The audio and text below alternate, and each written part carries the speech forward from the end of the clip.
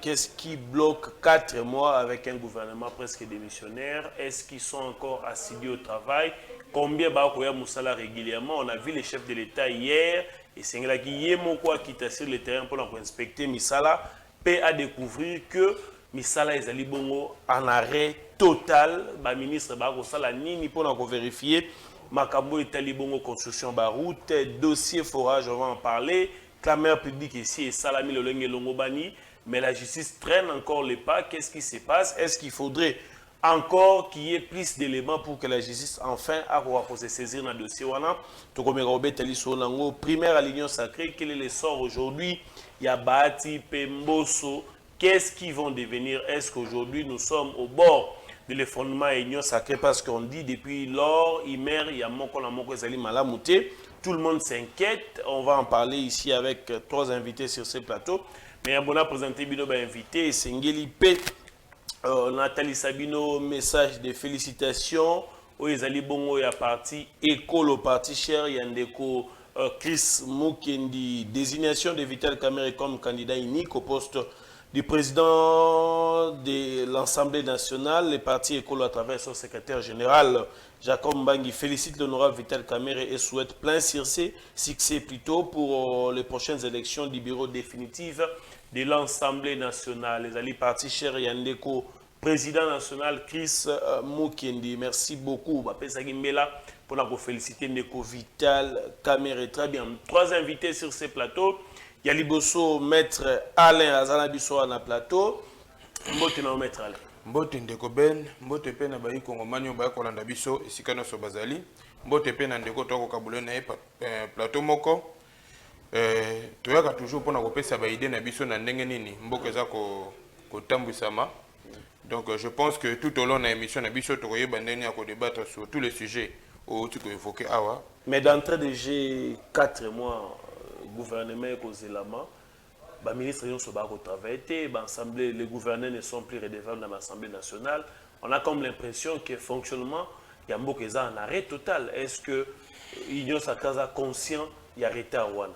Oui, effectivement, l'Union sacrée consciente il y a retard Rwanda, mais retard Rwanda est dû comme Ndeto Koloba Awa, na ba autorité morale, il y a ba parti politique, tout ba regroupement politique.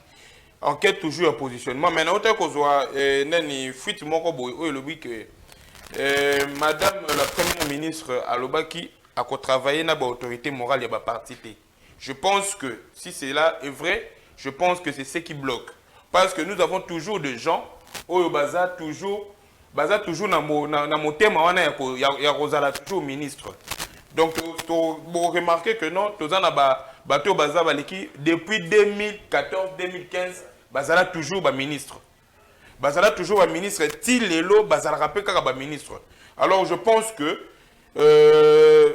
blocage wana eza dû ya bango bazolinga ndenge nini kopesa ba collaborateur na bango chance té ba ndenge nini ya ko accéder na autorité morale ne ba ko bloquer ba autorité morale so la ndimi na lobaki na émission elekaki bango na so ba omi kotambo na babana na bango. Bango na so komi o so kazolinga akende komona intel akende komona informateur akende komona premier ministre aza accompagné na mwana na ye parce que premier ministre pas lobi ye a travailler parce que je vois mal Jean-Pierre Bemba akende kozala na moi bolembu devant nani Judith Tuluka. Je vois ça mal. Je vois mal nani Bahati Lukwebo devant Judith nani Tuluka amekapé ko kitsa moi motema na etondeni. Donc ce sont moi je dis ce sont des félins. Oyo bazalaka toujours balinga toujours bazala parce que tous même un exemple on a Samuel Kone n'était pas respecté dans le gouvernement na. Pourquoi? Parce qu'il y avait trop de présidents de partis politiques. Je pense objectif wana oyo nani Mama Tuluka à se donner, c'est ce qui bloque parce que balingi ko tcha batu mususu si ce n'est que autorité morale batinda ba kombo ya batu mususu. Oui, j'avais entendu que la dame a demandé au moins 3 noms na poste ministériel moi comme sauf que ba autorité morale balingi ndete. C'est ça maintenant ce qui bloque. Nous voyons maintenant que intérêt na bango kala nem tezala mise en avant. Très bien, merci beaucoup Ndeko héritier Ilunga Kabila Forever Mbote na Mbote Ndeko Benz, Mbote na bakongolais nyonso bazali kotala biso, Mbote pe na ko débattre to zali ko partager bango plateau mokolo ya lelo mbote mpe na bana basoda nyonso esika bazali mbote na basoda nyonso bazali na fo baobundela ekolo mbote na bapolisier mbote na bafonctionnaire nyonso ya leta napesi bango mbote. Très bien. 4 mois, Toros et le gouvernement, avec le ministre Baza presque démissionnaire, plus personne n'est redevable. Qu'est-ce qui se passe? Les alliés désavantages de la population, tous les alliés pour la bien la population du gouvernement commun. Merci. Je crois que les lots ont lobé la mboka, vous avez une attaque personnalité. Je crois que au Salama Lelo dans la République démocratique du Congo, il n'y a jamais eu Salama depuis le Congo et Congo. Parce que toi, un régime où il y a bateau, banda quand il s'acquiert, bah gérer malade, mon collègue bateau non sur gérer. Et tant que ça malheur, bah congolais qu'on soit bateau, banda qui lorsque baninga, bazo mekakotanga comment ko gérer mboka bango bazo mekakotanga comment ko banda ko finga ba autorité ou bazali ko gérer. Lelo malheur na biso ya ko zwa un militaire ya IDPS ça est comme président de la République démocratique du Congo, ndeto yo ko zwa biloko on nyonso to vivre. Après wana ba uti ko zala nommer ba nommer bango comme ba député yo moko yo kati kadi ba voter bango to ba nommer yo moko yo kadi maloba ki le député nommé ça veut dire congolais te zala ki erreur ye moko ayebi ke anomaki ba kaka ndenge ba nomaki parce que mission ya kadi malaka muleta zala ki akonommer monsieur Antoine comme président de la République oyo etika l'état la ki bango te. Alors lorsque Congo ba militaire IDPS basalaki na kati ya Congo ba nommé Félix Tshisekedi comme président de la République après qu'on nommé lelo awa na Congo to bandaki kozela ba bimisela biso gouvernement tato ozela ba bimisela biso gouvernement balobi il fallait ba identifier la majorité parlementaire ba nommé Kabuya comme informateur après ba économie lisusu bazongisi Kabuya comme informateur to yebaki ke maman j'ai dit Toro taba renommé premier ministre a kozala lisusu na musala ya makasité parce que na IDPS to bandaki koyoka bango déjà bazolo baké Kabuya kozala premier ministre c'est pourquoi bazongisi comme formateur lorsque aye Kabuya musolo oyo bandaki kopesa eza musolo ba militaire IDPS eza musolo ba congolais nde bandaki kofuta Kabuya na ba membre ya cabinet na tant que informateur et tant que formateur. Alors, biso tozelaki lorsque va nommer premier ministre a commélaté parce qu'à beaucoup déjà gouvernement et là déjà basi basali déjà. On les ont respecté mobé comme on est dans union sacrée. Papa ya malamu lorsque a joué éduqué bana nae lorsque papa lobi a etikali a. Papa soki a lobi 18h bana nyonso babi malibanda te. Ça veut dire à 18h ata ozalaki wapi surtout biso tokola na mboka ezalaki parla lingo lo banini parce que biso na mboka ezalaki okenda kotala vidéo wa kama kobi wana kotia ba vaser soki ke papa lobi 18h juste mwana nyonso na ndako ça veut dire mwana nyonso aza wana parla lingo lo banini lelo na IDPS babimisi premier ministre après premier ministre tozozela babimisela biso gouvernement batieli biso film moko boyawa o élection primaire.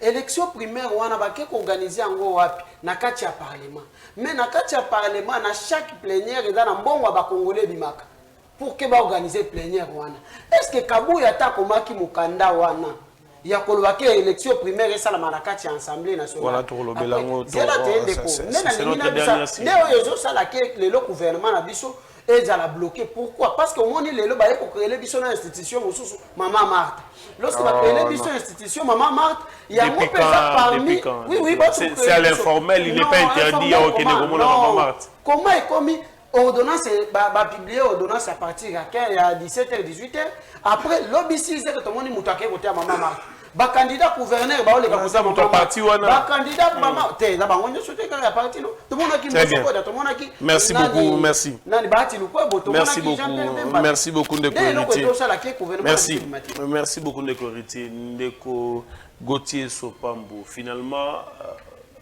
ACP Azoropesa Kinshasa Kimiate vous avez présidence il y a bureau d'âge il y a ville province à Kinshasa Bo CD quitte élection Salami Bolingi ko CDT mais finalement ACP veut toujours sortir par la petite porte ou comment Malobe Pan. Merci beaucoup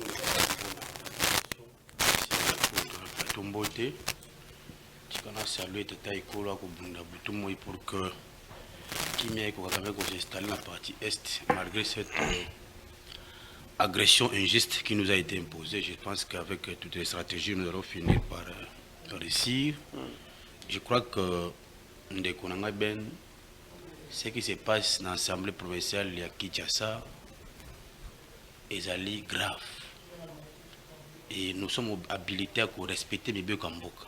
Vous imaginez le président bureau d'âge qui a toute la compétence pour convoquer plénière à Zawana fonction, mais pour satisfaire les besoins de partisans, il y a Bango Moko, un premier secrétaire, il y a bureau provisoire qui convoque la plénière en violation des règlements intérieurs. Ce qui est grave, lorsqu'on va organiser une plénière en élection, un non-député a voté. Mais Bassala sur base de la liste, voilà. Qui a favorisé. Voilà Ndeko Ben. Yoga, ce qui s'est passé. Il y avait M. Samba Clovis. Si conseil électoral, il y a Nsele. Il a été contesté au premier degré. Et tout le second degré dans le conseil d'État va invalider. Bango va organiser l'élection à Bango, malgré la violation du règlement intérieur, le 20. Nous avons signifié la PK pour invalider M. Samba le 19. Mais Baboy n'a pas encore respecté Mibeko.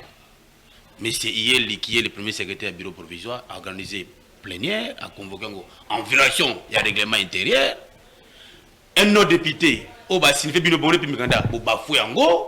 et aujourd'hui j'apprends que le bureau définitif, procès verbal Bango, il y a numéro 13, et tout ça validé pour base de la bureau définitif.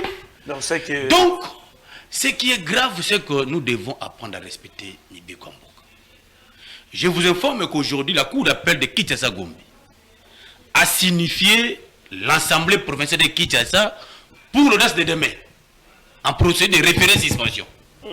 C'est-à-dire que tout ce que nous avons soulevé comme grief devant la Cour d'appel et qu'on démontre que l'élection au examen APK est entachée d'irrégularité énorme et qu'au sein de la suspendu.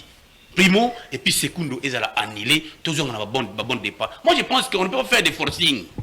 Mais qu'est-ce que Mboko avait à gagner tant qu'on a retardé Bongo? On retardé? Non. Il y a eu des moyens nécessaires que Mboko a soulevé la décision. Mboko a soulevé la décision. Alors, tout ça, la maponami. Là, tout ça, maponami, il y a un problème financier. Il faut être à disposition parce que vous savez comme moi que le compte bancaire de l'hôtel de ville a été mis en index. Pendant ça, c'est la 13e fois que le code de compte il y a été mis en index, 13e fois. Et là où vous allez voir que Vemboko Salobi, non, tout renvoyé pour les 24. Entre les 20 et les 24, c'est 4 jours. Mais les députés se cotisent. Les députés vont se cotiser, les députés se cotisent de l'argent. Non, mais parce que la ville aussi a des urgences. Non, s'il vous plaît. En dépit des gens ne vont rester dans les normes de Gobert. Si nous laissons le pays comme ça, ce n'est pas bien. Nous devons respecter les normes. Le chef de l'État a imposé le respect des normes. État de droit. État de droit veut dire le respect des normes. On ne peut pas comprendre que des questions des institutions, que les députés se cotisent de l'argent, et que mon appel servi qui va s'appeler élection. Ça, on appelle ça violation flagrante, il y a un texte. Lorsque le président bureau d'âge a eu décision officielle 012, il a communiqué à la plénière pour renvoyer les 24. Premier secrétaire qui n'a aucune qualité pour convoquer la plénière, il signe la décision, convoque la plénière. Nous vous avons signifié l'arrêt, invalidant M. Samba Clovis, à Longwan avec député, à Fotaki, d'abord, c'est Guillaume de Goben, Samba il a été élu, rapporteur adjoint. Oh. C'est de la cacophonie administrative. Je pense qu'il y a une disposition pertinente de la loi, de la Constitution 69, qui met le chef de l'État garant des bons fondements de décision. La seule condition que le chef doit intervenir lorsqu'il y a une crise persistante. Ici, il y a un ça ne va pas. Le bureau définitif qui vient d'entrer est entré en violation des règles de règlement de l'intérieur. En violation, il y a un autre député qui a voté. On doit revenir dans la case de départ pour que le président Mokosu a convoqué élection, en fait que Tokende n'a pas mis Bangoso à l'équipe et tout respect parce que Bangonde ils doivent créer les édits. Nous aurons quel genre d'édits? On va créer des députés provinciaux qui se sont. Mais avec cette procédure cavalière qui vient de créer, je pense que demain, devant la cour d'appel de Kinshasa Gombe, je pense que nous allons avoir raison pour que nous ayons un cas de départ. Très bien. En une minute, le gouvernement, 4 mois après, ça traîne. les a l'intérêt va congolais tout un désavantage va congolais. Ndeko Ben, merci beaucoup. On a éclairé l'antenne de ce qui s'est passé hier. Na arrivé à Ngobila, chef de l'État. Nous avons compris qu'il y a des officines internes. Où il a tout pris pour ne salir l'image à mon amboka gentil de Ngobila Mbaka. La question qui s'est posée hier, lorsque le chef de l'État a fait inspection, il y avait Ningouma, c'était pour voir comment les travaux n'avancent pas. Nous rappelons à ces gens-là qui ne connaissent rien, qui sont venus crier. Yo kande makabizala kezaki boyi. Zaki était chargé ya kotonganzela wana ngumeza kunango société Sarel Aaron Sefu. C'est lui qui finance les travaux en construction. La société, une entreprise à Bisoyo, Foner. Ngobila Mbaka comme autorité de la ville ne fait que constater. Il y a un même Nicolas Kaza qui a sorti de balampadaire Ngobila Mbaka Zalaki. C'est-à-dire que c'est pas construit sous mensonge de haut niveau, mais Nicolas Kaza doit éviter. Le projet de lampadaire et Salemi n'est pas qu'Habita Kouirena, ancien ministre des Finances. Ngobila Mbaka ne connaît même pas les montants. Mais si tel... Non, si tel est le cas, Ngobila Mbaka aurait participé lors du projet, on a lampadaire qui est ça. Mais qu'on nous montre, ne fût-ce que la signature, Ngobila Mbaka qui leur pèse l'argent. Exacté. Moi je pense que le ministre des Finances aussi a raté l'occasion des étés. Non mais il doit vérifier parce qu'il a trouvé il y a un flou. Ngobila doit vérifier pour voir si réellement il y a une entreprise qui fait le travail. Il subit ce qu'on appelle la violation macabre. Mais finalement qui a raison dans cette affaire? Non, Nicolas Kaz a dit excellence, vous devez vous assumer. Aucun droit ou aucune loi vous donne le pouvoir de décaisser 80 millions de dollars par procédure d'urgence. Ça se fait nulle part, aucun pays au monde. Vous décaissez 80 millions de dollars, procédure d'urgence, pour faire quoi? Vous avez surfacturé aussi. Bah, forage, au lieu de 297 000, bah, la pandémie est comme 5 000. Je trouve que c'est une grâce que nous avons mis à Poissa pour le gouvernement. Très bien, merci beaucoup. On va y revenir. Pour le gouvernement, pour le gouvernement, le gouvernement, ce n'est pas le premier pays au monde que le gouvernement tarde. Ok. Nous avons vu d'autres pays où on a besoin de ça. Parce que nous, on a présenté au peuple congolais un gouvernement de qualité. Les Congolais, non, mais vous pensez que les autres institutions éco-élèves, non, ça fonctionne. Mais qui travaille encore? Qui travaille encore comment? Il y a des ministres qui font des affaires courantes. Très bien, merci beaucoup. Non, il n'y a pas de problème. Maître Alain, très rapidement, on va prendre 2 minutes 30 pour cette question. Dossier forage, lampadaire, il y a clamé en public. Jusqu'à preuve du contraire, qu'est-ce qu'attend la justice pour se saisir du dossier réellement? Parce que les gens s'entrequisent matin, midi, soir, version Eko Bagisamande chaque jour.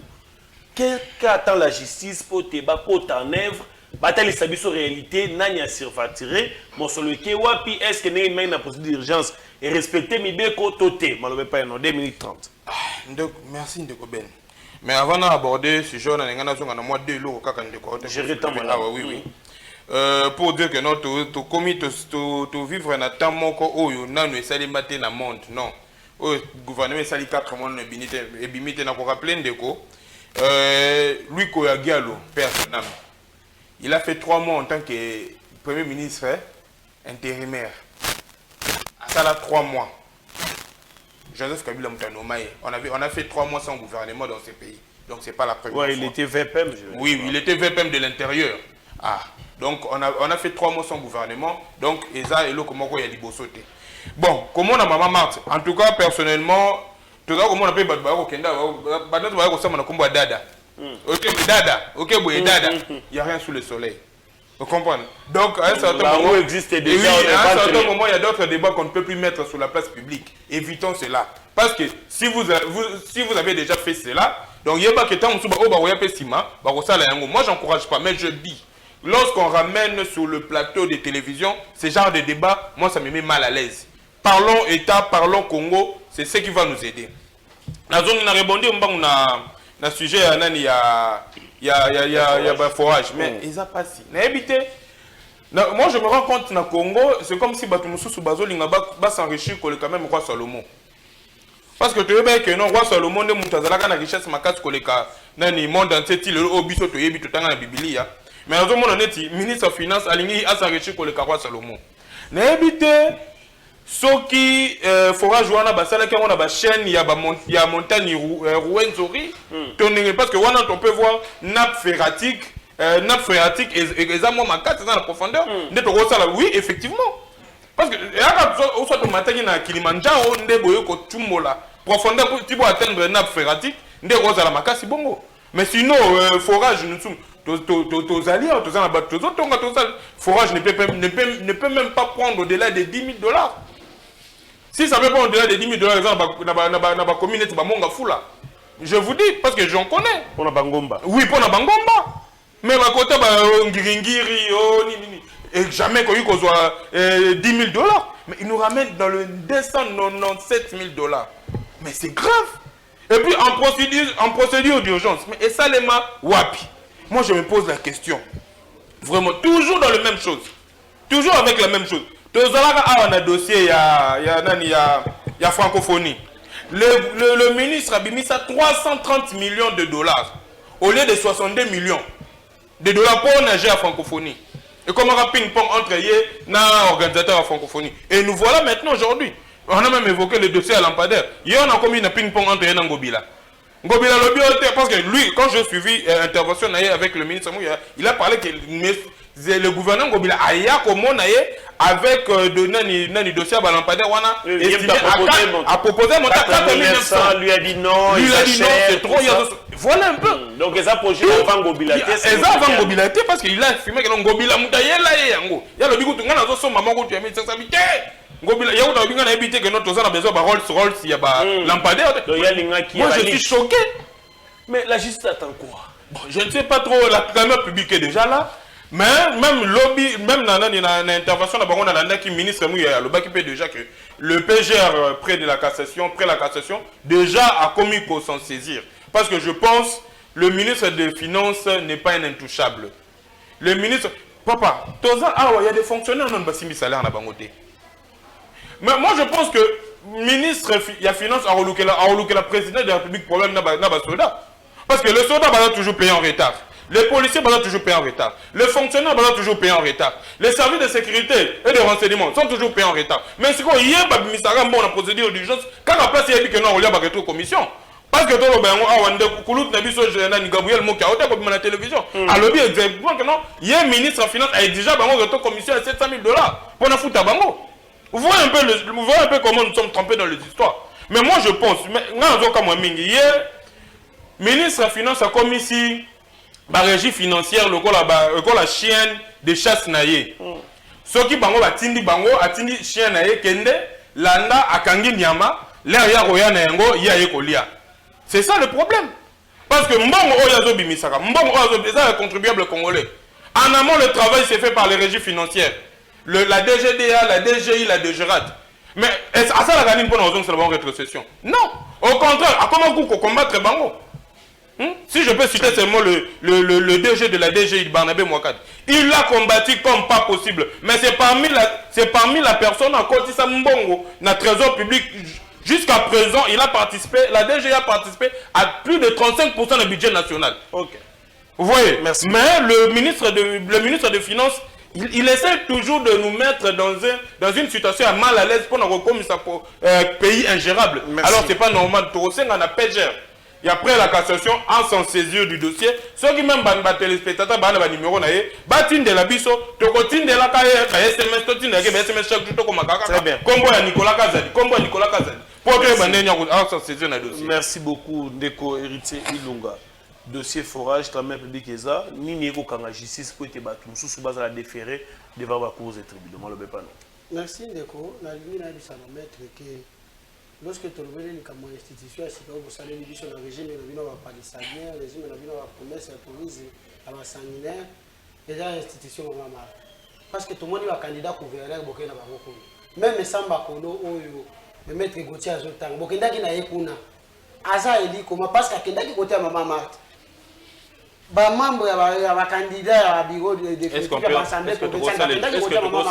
pourquoi biso tomoni yango ke dans cette institution moko bosali biso na Congo na kombo Maman Marthe na longo wana nde province oyebi ye moko mais Antoine aloba que justice ya Congo est malade parce que tout le monde va procès belé au batieli biso va procès bidon oyo tokanisa kike musolo ba congolais o ba détourner et kozonga neti francophonie awa bayebisa biso lisusu awa DJ moko boya zwa mbongo akenda na mbongo kana dossier francophonie oyo ti lelo azonga ti akima na mbongo wana francophonie dossier la francophonie autre que soulever à plateau na yo eza mbongo ya mibale to mona ki ba ja ping pong o sala makiwana eza mbongo na biso ya mibale eza mbongo batata na bango te eza mbongo ya ba congolais ba bimisi ba bimisa ngo pe na pasi oza peut-être na osali e mo azalaka na kurate kuwa yango koma neti ya ndoto olali oloti oza na mwinda osituki boye kuwa eza lisusu te mais okofuta mpako ya mwinda to kofuta facture wana mai eza lisusu te mais komona régie des eaux eli facture futa mai mais komona mbongo wana bango basaleli yango basombeli yango ba immeuble bakera yango batindi bana na bango na bamakangu na bango libana na mboka biso bakongole totikali tosufrir toye na dossier ya Nicolas Kazadi ngai Nicolas Kazadi namonaka ye mpe neti na omona jida ndenge batotanga na babible ndenge batanga na biso bakretien na église ndenge bateyaka biso pourquoi parce que lelo basoldat mboka na biso na poke ya mwimboka ya solo l'époque ya mwimboka solo Joseph Kabila Kabange basoldat babandaki kozwa prime de guerre na bango $20 mpe baozwa yango en dollar lelo basoldat na biso baozwa prime de guerre 30 000 francs baozwa mo 30 000 francs mais à l'époque ya Joseph Kabila Kabange basoldat babandaki kozwa $20 mpe baopesa bango en dollar mais na époque ya moi ya Monsieur Antoine baozwa 30 000. Pourquoi pas Nicolas Kazadi akoki kobimisa mbongo te ke basoldat na biso bazongela kozwa $20 te lelo tozo vivre bandeko na biso na est baso pas na été après tout non ndeko bango balobaki budget mati non balobaki réserve de change mati pourquoi pas lorsque bakutaki basoldat bazwa prime de guerre au moins $20 il fallait mata au lieu ya ekita après na franc boye mo matiseli biso dollar bazui mutu neti edi yeli azala au moins soki na ba $100 millions na ndako kaka il faut pas faire les affirmations. Parce qu'à défi, ça va député provinciaux, nous sommes à la bonne et pas naïf. Bah, gouvernement, mais attends, Gobira. Abada, pour ça, qui est problème, na hôtel de ville, à Bengue dit. Parmi les lots qui ont souffert à toi $, et ça va dire, parce que $, na kachabanda qu'on a bango. Est-ce que tu as bon aujourd'hui sous confiance au PSA gérer ville province à Kinshasa? Mais bon, on peut ça donner confiance. Les Congolais, même à mettre Gauthier Bazali. Pourquoi pas que Batumoko wana toyeba. Te total ici on a posé à la montée. Toye la dossier à forage. Ne tient pas na biso. To comme ko vivre quand na il fallait au somba maya mulangi. Ndomela. Mais pourquoi pas que Nicolas Kazadi akoko misa mbongo te na état d'urgence pour que ba sale la biso babiloko ya malamu.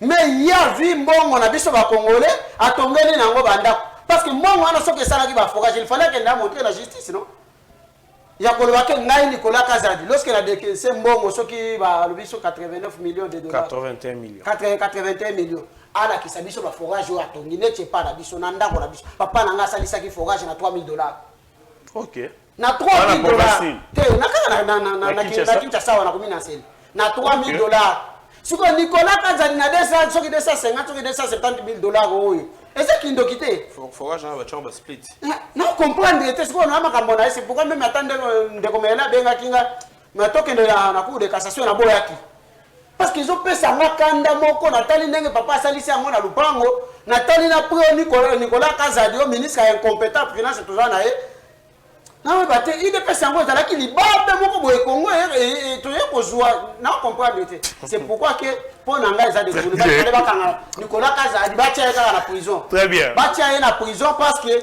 oyo même bato ba sengi ba ki ba ko exécuter ba peine de mort ba mususu bango on est haute trahison parce qu'on souffre ba congolais souffrir ba congolais peut-être ba congolais oza na kati ba territoire na ba diarrhée wana et parce que on met la maman ya malamu te ibongo so adekesa ki mbongo wana ke ya solo ke mbongo ebima ki pe basale ba ngo ya forage ya qualité ndenga ba monta ya zotanga wana et comme ndeko na biso le ba bela lisu ba congolais te na ba diarrhée ndeko. Très bien, voilà, on a peine à repasser ma candidature nangai après maître Gauthier balobe pas non dossier forage clamé à public aux alliés pégiristes ou pesa ba congolais ma candidature. Qu'est-ce qui bloque aujourd'hui? Est-ce que c'est un problème? La justice ne sait pas trouver des éléments. Qu'est-ce qui bloque la justice pour que l'élo ait instruction à Pambé Bandate? Moi, je crois que les gouvernements, au mon niveau, pour Excellence Nicolas Kazadi, je l'appelle par respect Excellence, à se comporter en matière financière. Je vous dis, dans l'institution de Bretton Woods, il y a des sanctions financières à Kouratete. Parce que, montant, on a tout millions, papa. Est-ce que vous imaginez quelqu'un qui peut faire sortir 81 millions de peuples congolais comme ça? Ok, 81 millions, on peut quelques forages, on peut passer sur facturation. Nombre exactité. Et le ministre prend le kilo de venir faire les briefings devant les peuples. Et les journalistes, vous le laissez comme ça. Vous devez le dire, monsieur le ministre, donnez-nous la procédure lorsqu'on fait sortir beaucoup de moyens comme ça. Lorsque tu veux citer notre truc, ministre Sylvestre Lukamba, non, nous n'avons pas besoin de ça. Nous sommes chez vous parce que c'est vous qui donnez l'instruction de décaisser les moyens. Ils ont signé que non, voilà, nous avons pas procédé de diligence et on a fait sortir l'argent à la banque. Parce que nous avons qui mbongo la société qui Steven, Azawapi, Moukoulon. J'ai appris dans mes enquêtes que le monsieur qui a pris l'argent, il a construit il a des liens avec le ministre, il aurait les liens. Ministre,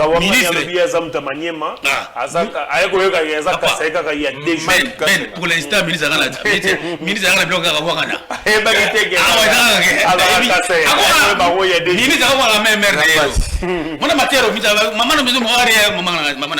c'est-à-dire que ici nous sommes en train de regretter pourquoi on a mis Pitek, Nicolas Kazadi, un ministère des Finances. C'est un ministère clé de la République où il faut qu'il y ait quelqu'un qui est sérieux pour que a servi le peuple congolais. Montant au Ebimi, il faisait dans la caisse à l'État. Maintenant, c'est le progrès pour la Cour de cassation. Vous agissez pas. Il y a plusieurs moyens que le progrès se saisit. Il y a la clameur publique, les gens. La clameur publique, Yango Izao. Et ça, moi, de saisir d'office aussi du progrès général pour la Cour de cassation. Saisissez-vous par ce dossier. Et le peuple sera des fiscs à l'aise lorsqu'il va attendre Nicolas Kazadi. Tu n'as été où? C'est-à-dire que là, maintenant, le ministre sera conscient que il faut pas interpeller. C'est une chaîne. Parce que pour que Mbongo ne bima, c'est une chaîne. Je sais qu'Alinguet aussi doit être interpellé. Effectivement. Comment, par le principe de contrôle a priori, comment ils ont autorisé, ces paiements par produit d'urgence? Donc il y a toute une chaîne où il faut le PG a travaillé calmement à interpeller Bango parce que Mbongwane Bimi n'a pas d'urgence et ça lui salaté. Et il faut même rompre ce contrat. 300 et quelques millions de dollars pour construire le nombre de forages que j'ai vu. Non, je pense que, monsieur le ministre, vous avez été moi, j'ai quelqu'un... Moi, j'ai fait des analyses. Donc, le gouvernement pouvait même acheter des machines pour aller faire ça. J'ai appelé mon ami Kanga Forage. Comment on a pas papier, forage, et ça comme. D'ailleurs, la société qui a pris l'argent au forage, on a 20 mois impayés. Société à Steven, on a. À foutre à travailler, mais il prend l'argent à procéder direct. Millions de marijuana. Ceux qui travaillent la société, pas de prime, c'est-à-dire qu'en réalité, ce qui s'est passé, il faut enquêter dans la profondeur pour découvrir ce qui s'est passé dans Mbongwana. Ministre, pourquoi vous êtes une approuvée d'urgence? Moi, je crois que même par principe, il y a casier judiciaire, même informer la ministre, il ne peut plus rentrer, ministre de la Finance. Ce qui est maman, au qui est des mamans, Toulouka, on va le défendre déjà très très régulièrement. En tout cas, si nous avons des ministres actuels de la Finance à Zongi, il va que 6 piliers va plus au et je vois comment Bakano est tiré sérieux pour la gestion. Donc, tiens, Batamalam pour qu'il va servir, nous ne peut plus rentrer parce que c'est qu'il a fait la dernière additionnel.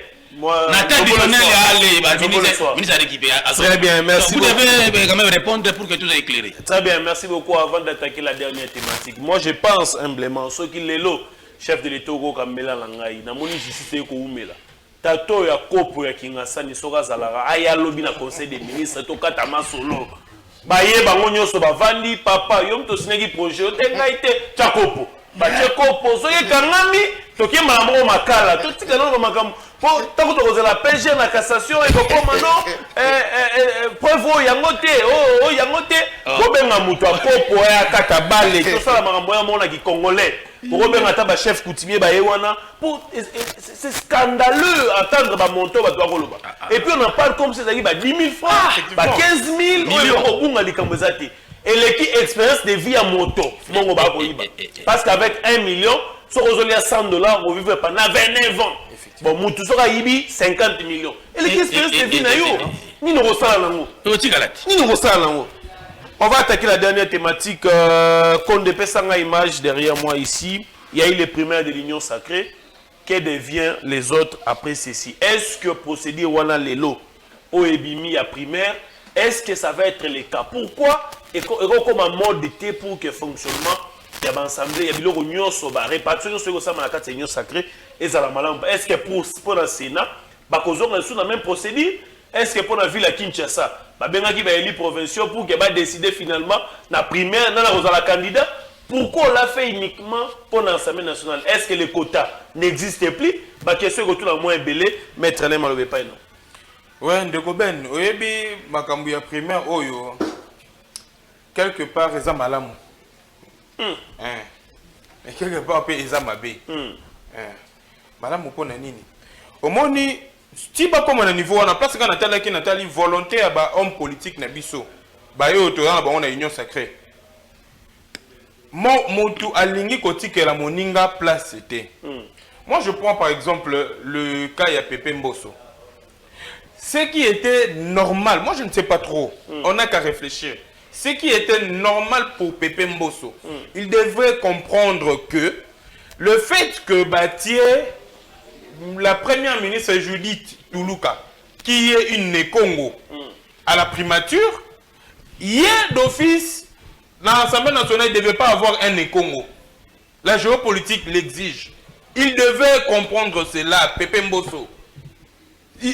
Nazo benge Pepe parce que la politique. La politique. Donc je pense qu'il a beaucoup d'expérience pour la histoire politique. Il devait déjà désister. Mais il a voulu seulement s'accrocher.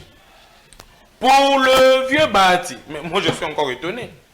Moi je pense que Parlement, comme on dirait, Congo, comme il dirait, chambre, il y a deux chambres et salon.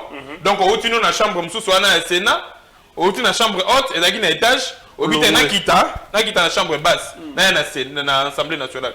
Non, non. C'est comme si les pays n'appartenaient qu'à ces groupes d'individus. Effectivement, c'est ça. Et là, grand, l'Union sacrée, c'est ça. Au fait, c'est ça le problème. Eux ne pensent qu'à eux, et nous autres.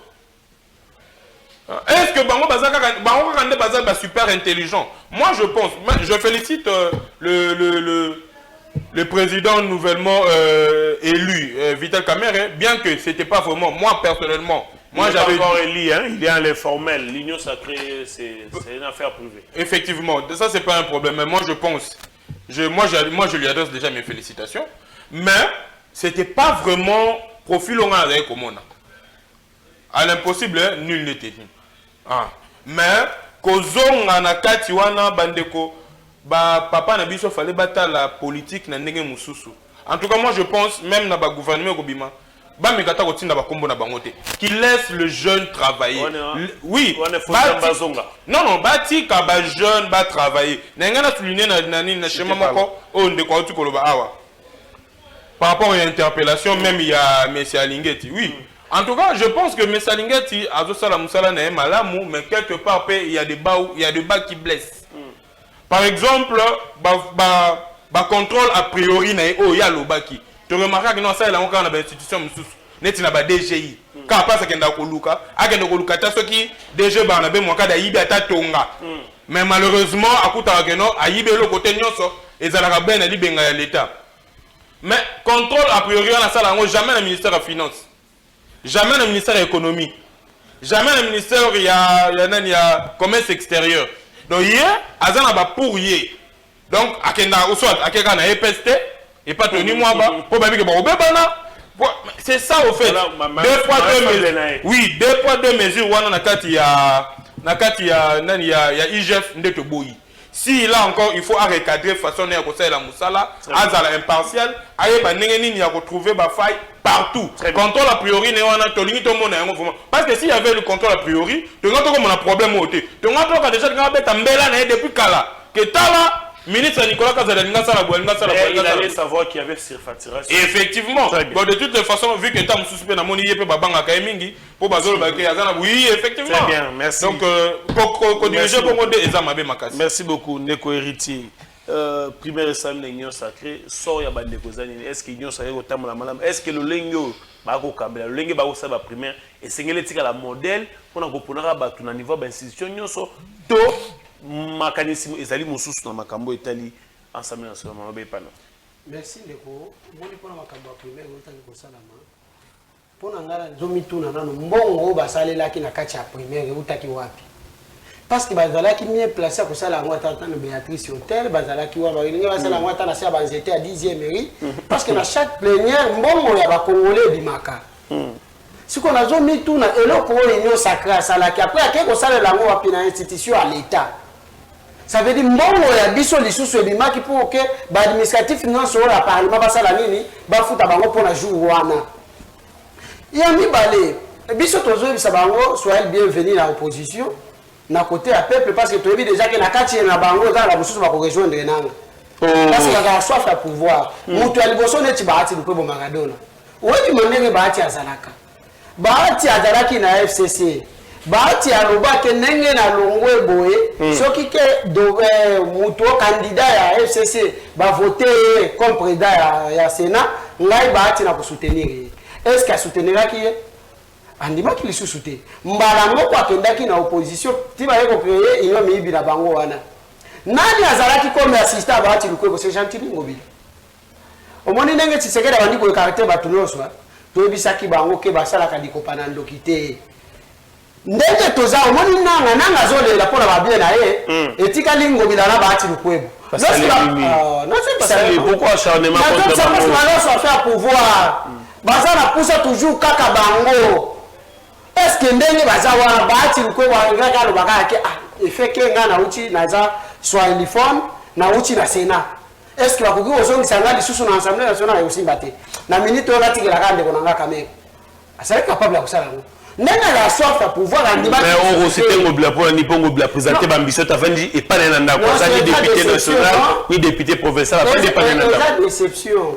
Il y a comment que régime o ya batu ya IDPS ba se approprier na makambo nyoso. C'est pourquoi na zo bis na uchi ko bisa OK institution mama Martha lorsque ngobila kendaki kuna te na institution wana te moi ba pesa ba poste azat ndenge baza na 10 députés na assemblée provinciale mais ce côté na bureau définitif o ba che wana baza ta la porte mon côté na 11 oyoki bango moko komi na 11 mais na soko tali na bureau définitif ya assemblée provinciale bazate na gouvernement bazate baza nulle part soko oyeli lisusu même na tanga Sénat soki ke élection bazate na gouvernement provincial ba ozala bango poste ndela côté nano na bandeli boye ba tikeli bango soko ba ozala te c'est pourquoi que tonzelo ba déjà kokufa ya nyo sacré ya ngoyo. Et pourtant, dans la salon politique, on disait que le président, s'il y a l'Assemblée provinciale, il y a ACP. Normalement. Mais on a vu déjà que Kokufa, il y a une mibi na bango dit sacré.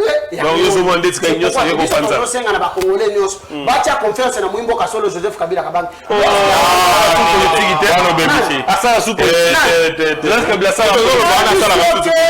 Kabila ta kozonga.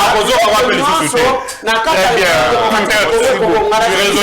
Kabila ça politique. Nana ebiso. Kabila zotanga pour makosilisa makambo ya classe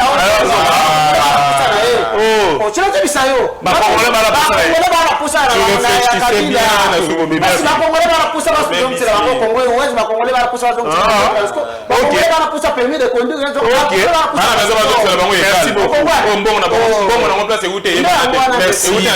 merci beaucoup, très bien. On va terminer en beauté. Ndeko Gauthier. Primaire Sami l'union sacrée, même Binope Bozali, on va dire marginalisé. Qu'est-ce qui se passe? Est-ce que l'union sacrée vaut encore la raison d'être? Nous a instruit tous de continuer à soutenir, servir les chefs de l'État, à être loyal envers les chefs de l'État, Fachi Béton. Parce que on trouve à Fachi Béton les soucis et volonté ya koduka ko changer mboka oyo. Parce que ndeko ben ngando avec les lois ndeko na ngai ngalo balolo avec beaucoup de liberté aujourd'hui. Parce que quand même aujourd'hui l'espace et la liberté d'expression il faut mais quand même Moi, je connais, je comprends qu'aujourd'hui, vous avez la liberté de s'exprimer. Donc, à un moment, lorsque la paix actif, et moi, Félix, que c'est quelqu'un qui a cette volonté aujourd'hui de changer le pays, que le pays avance sous Félix Tshisekedi. Malgré, j'ai dit au début qu'il a entré au pouvoir, il ne pensait pas trouver cette agression injuste pour imposer des conscience logique, parce que l'agression, là, presque la guerre, on attend qu'il y a décrété, mais ils allaient dépasser par moyen ébélé. Il y a mon premier ministre, il y a axe majeur dans l'EP, il y a partie Est, des gens à carte pour qu'ils soient financés. Moi, je pense qu'un des premiers cas qui il y a Union Sacrée, c'est une thématique que lui ne devait même pas aborder parce que il était tellement mangoté, non partant. Avec mon ami, nous on l'a réfléchi, pas te féliciter. Cette beauté de la démocratie qui règne au sein de l'Union Sacrée. Ils sont observateurs. Non, s'il vous plaît, notez. Est-ce que plus tard, toucher mon on est pas privé, monsieur.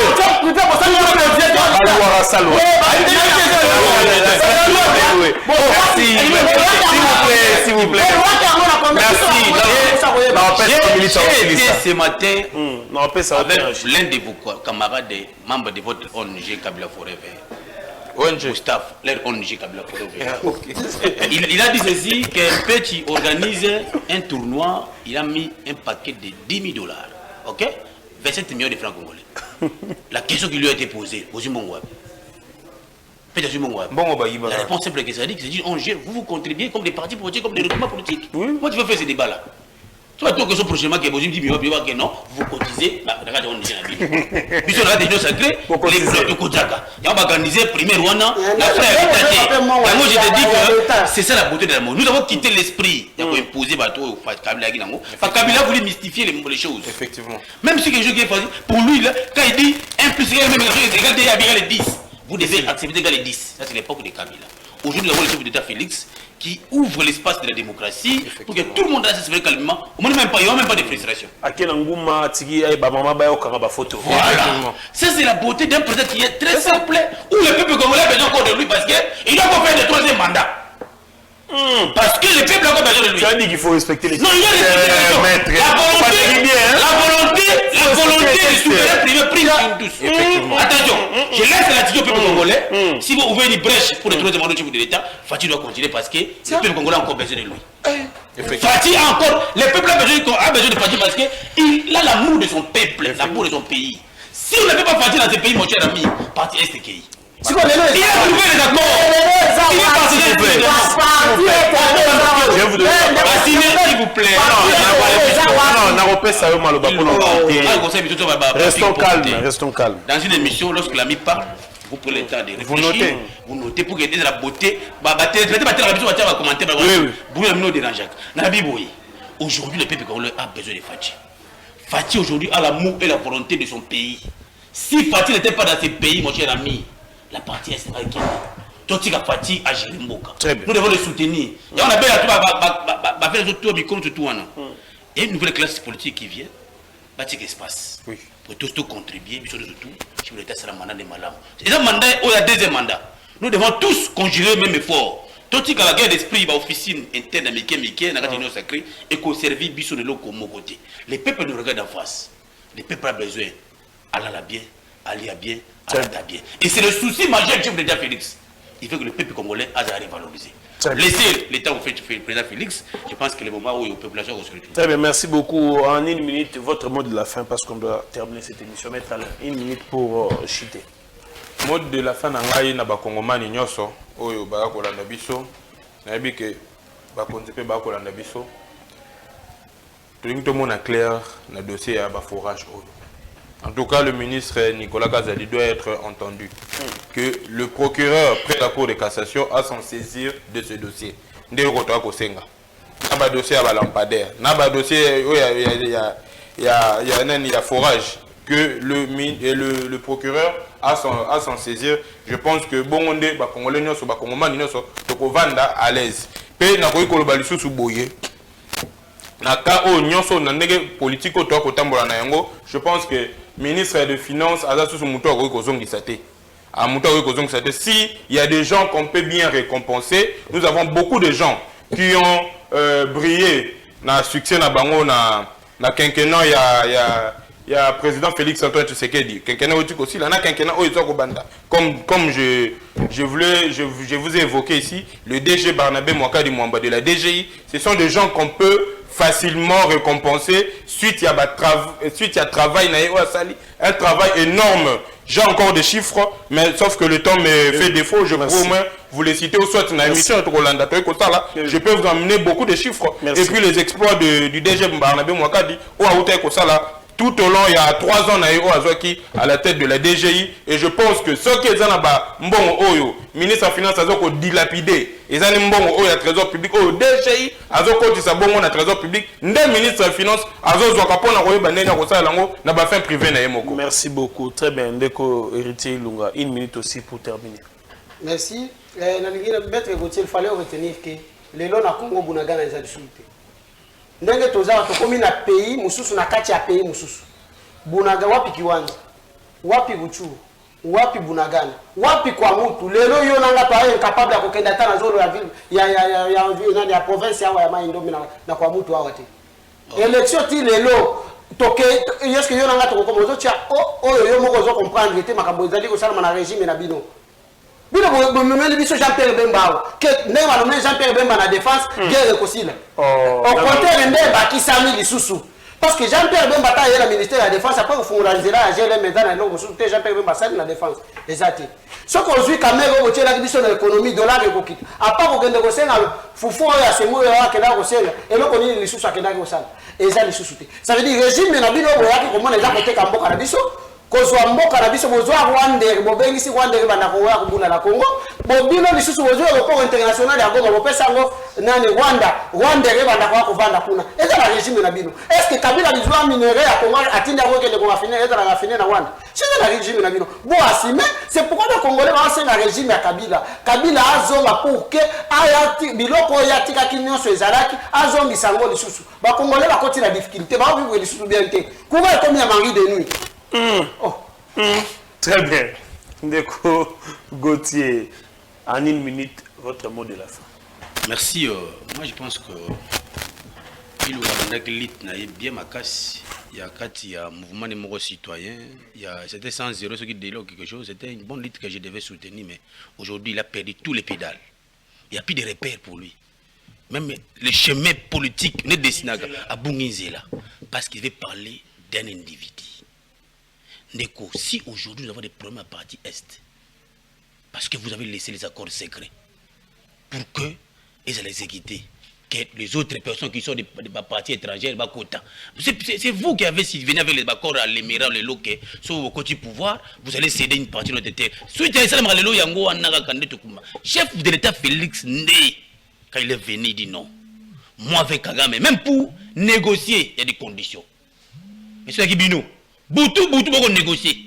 Bon, si tout ce pour la paix, bon, ça, pour qui me compte la paix, babino, Rwanda, on a comme madame Nini, c'est secrètement, nuitamment, mais ici, nous cherchons une paix, mais c'est noté, comme c'est la politique, écoutez, aujourd'hui, nous cherchons la paix durable.